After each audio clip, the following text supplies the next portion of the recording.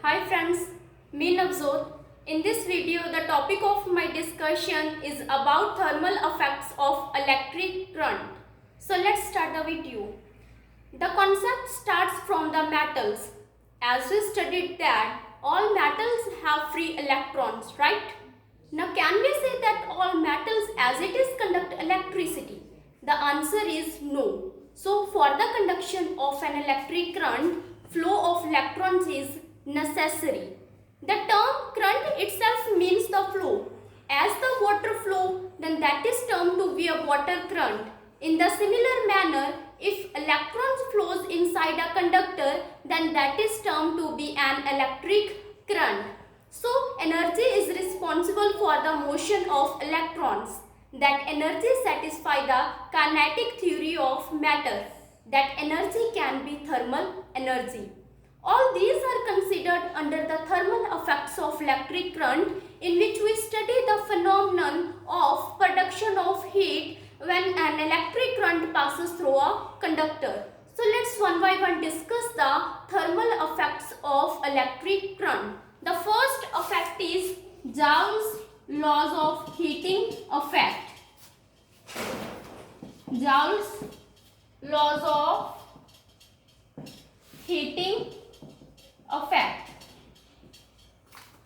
This heating effect of electric current was studied by James Prescott Joule.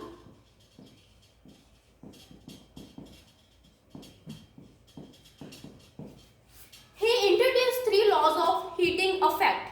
According to Joule, when an electric current passes through a conductor, then the thermal energy of the conductor increases.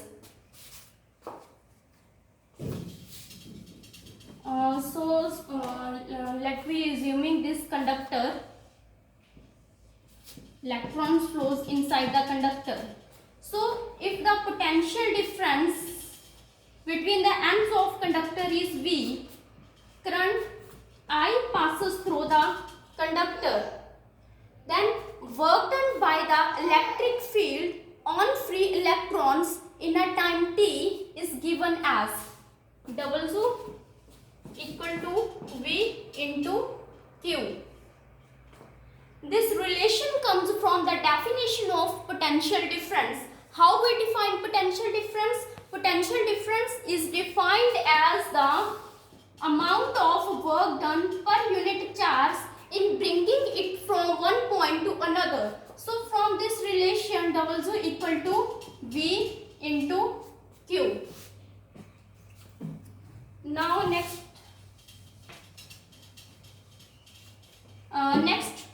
from Ohm's law, V equal to IR, and from the definition of current, I equal to Q upon T, from this Q equal to IT.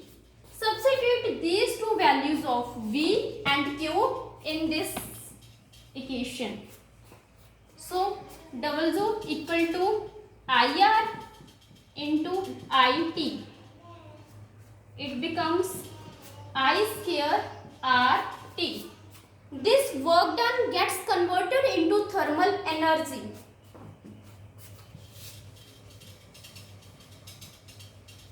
So H is that thermal energy, H equal to I square RT.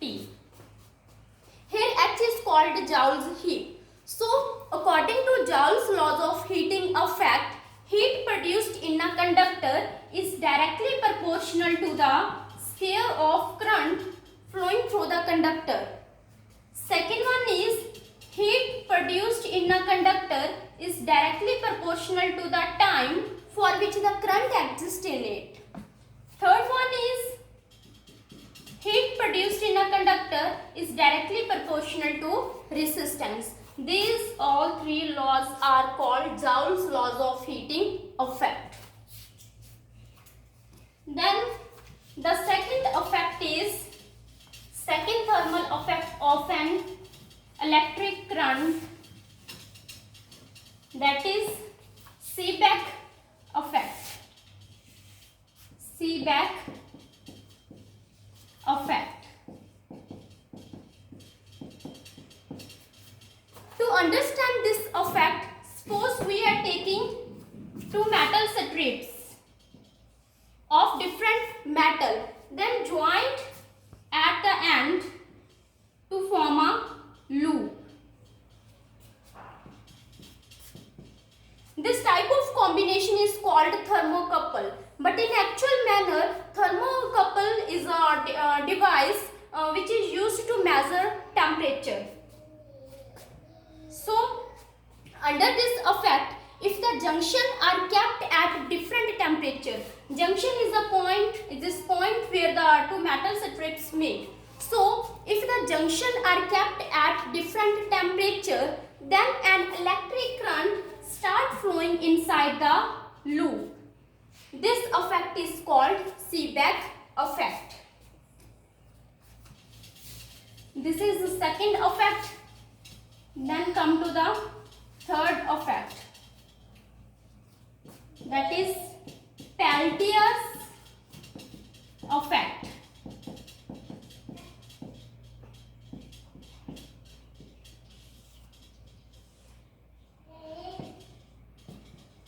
Under this effect, the two junctions are kept at same temperature. Note down the difference. In Seebeck effect, the two junctions are kept at different temperature, but in Peltier's effect, the two junctions are kept at same temperature. And when an electric current is passed through the thermocouple by using an external battery, then heat may be produced or absorbed at two ends of the junction.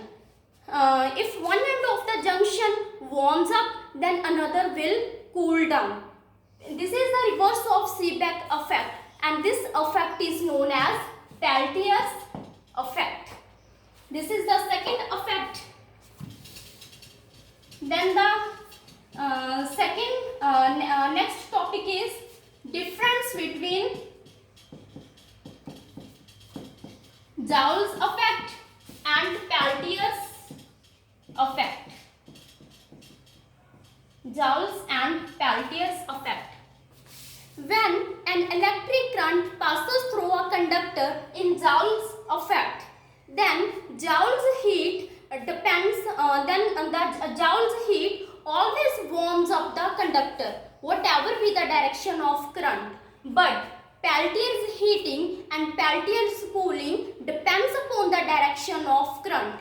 In this case, if one end warms up, then another will cool down. This is the first difference between Joule's and Peltier's effect.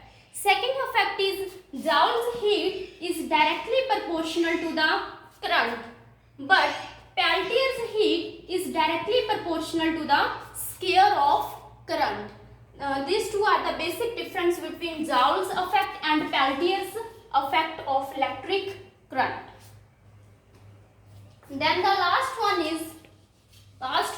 and the fourth effect is Thomson's effect.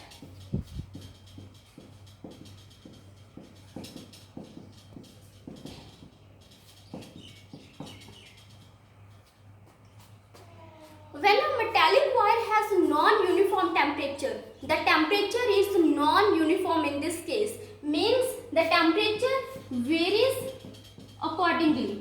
So, if a metallic wire has a non-uniform temperature and an electric current is passes through a wire,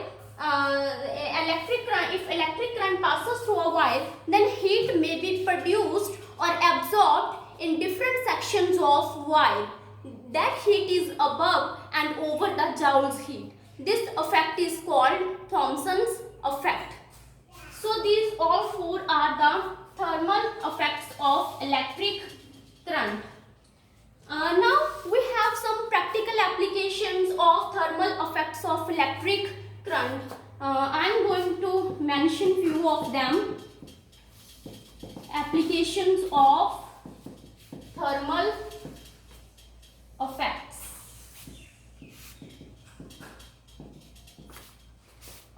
First one is most of the appliances that we use in our daily life are worked on the basis of thermal effects of electric current. First one is electric heater, then electric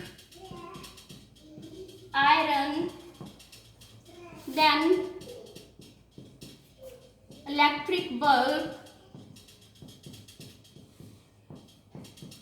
and the fourth one is tube light, and many more other appliances.